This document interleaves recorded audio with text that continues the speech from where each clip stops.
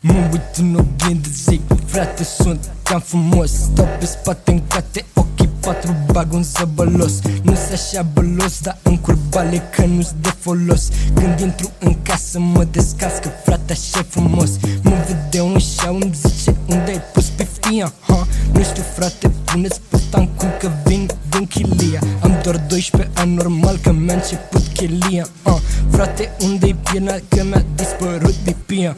Stau în profi, frate, aud din spate, îl văd pe Master Splinter cum vine târâși puțin pe coate. De un sânge îmi zice și-au, am auzit că ești mecher, frate. Vreau să-mi fure faima și mândria să le ia pe toate. Am ieșit să joc șotron cu virghiol la semafor, nu să url un microfon, freestyle în elevator, cu un bufon în avion. Ce face Skanderberg cu un om lângă un salahor, pe motor, în piața Obor. Stau cu brigada mea în Baba, dacă acolo vă furcă, vin din Cogea la coaiele de gândac față de carcalac. Dar știi, frate, că eu când vin vă fac pe plac.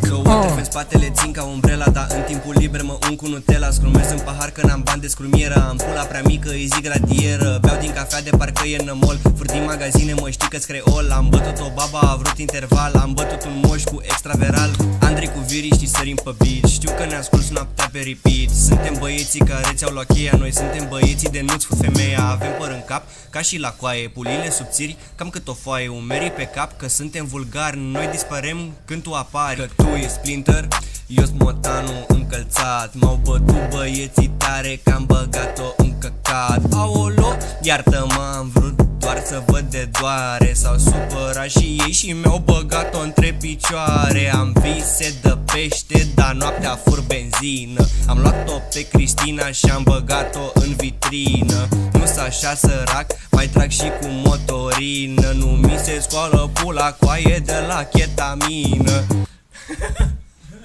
Perfect! Fuck, n-am oprit.